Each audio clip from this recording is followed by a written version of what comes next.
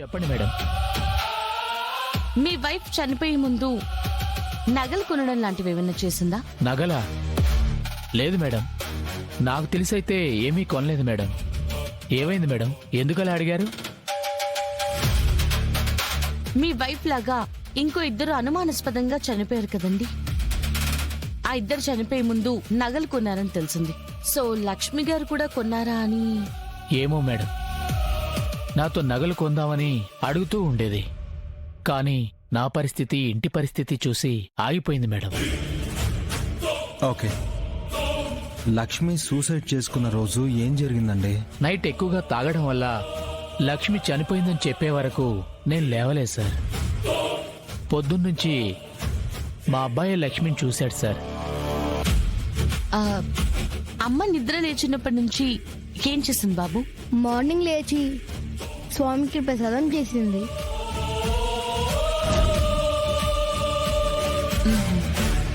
పూజ ఉంది, ఆశ్రమానికి వెళ్ళొస్తా అని కంగారుగా వెళ్ళింది. పార్దు, నేను ఆశ్రమానికి వెళ్తున్నాను, చెల్లిని చూసుకో. సరే అమ్మా.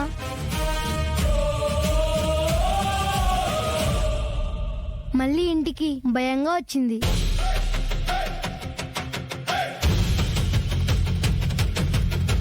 ఇంటి వెనకాలన్న గార్డెన్లోకి వెళ్ళి చాలాసేపటి తర్వాత వచ్చింది.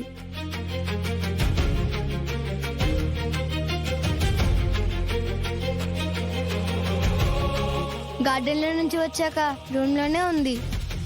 2 అవర్స్ తర్వాత చెల్లికి ఆకలిగా ఉందంటే అమ్మకి చెప్పడానికి వెళ్ళాను. వెళ్ళి చూస్తే అమ్మ చనిపోయింది.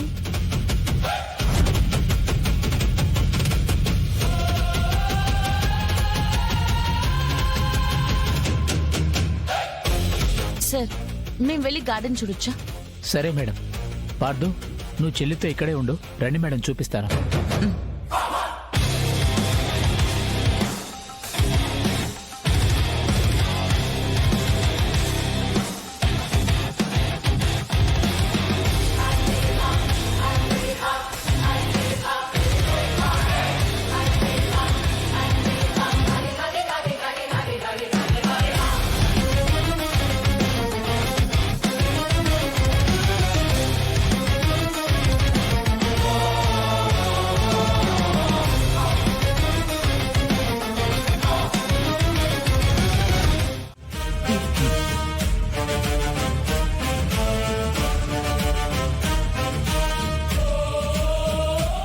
వాళ్ళు తోగుతున్నారా? నువ్వు రెడీగా ఉండరా, చెప్తా.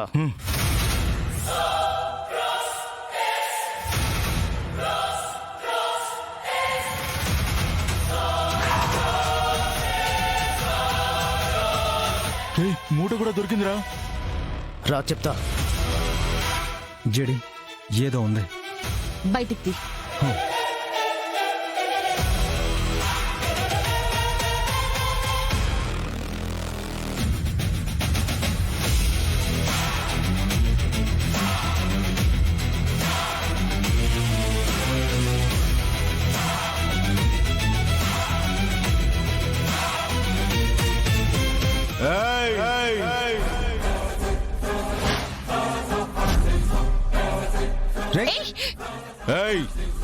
అక్కడే ఆగండి, కదిలితే చంపేస్తా. ఏ జేడి కేడి, ఆ మూటి డిసిరేయండి, లేదంటే పిల్లల్ని చంపేస్తా. మేడం, నా పిల్లలు మేడం, నాకు మిగిలింది వాళ్ళిద్దరే మేడం. జేడి, చెప్పేది మీకే. ఆ మూట ఇటు విసిరేయండి, లేకపోతే పిల్లాన్ని చంపేస్తా. విసిరేయమని చెప్తున్నాను కదా. జడి, పిల్లలు ఉన్నారు, తర్వాత చూసుకుందాం.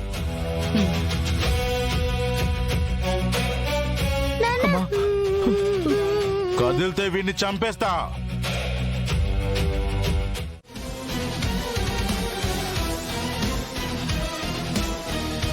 మొన్న జరిగిన దానికి ఇవాళ యువరాజ్నే నా వెనక తిప్పుకుందా అనుకుంటే ఆఫీస్కి నిష్కాన్ తీసుకొచ్చాడేంటి?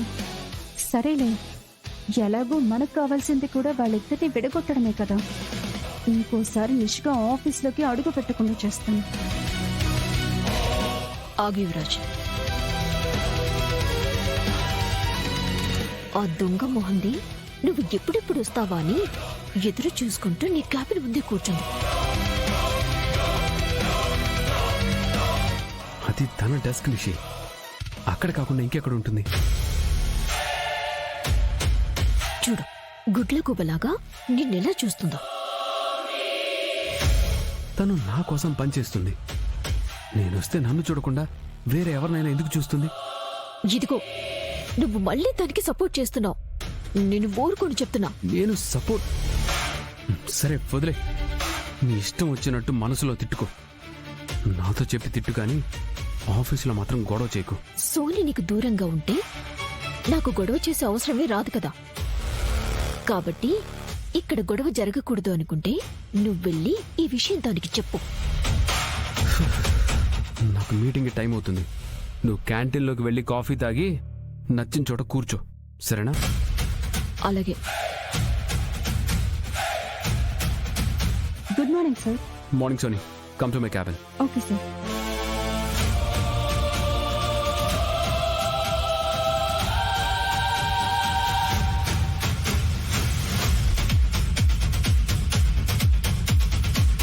దీనికి ఎంత ధైర్యం ఉంటే మళ్ళీ యువరాజ్ దగ్గరికి వెళ్తుంది? వద్దు నిషి, అత్తే చెప్పింది కరెక్టే.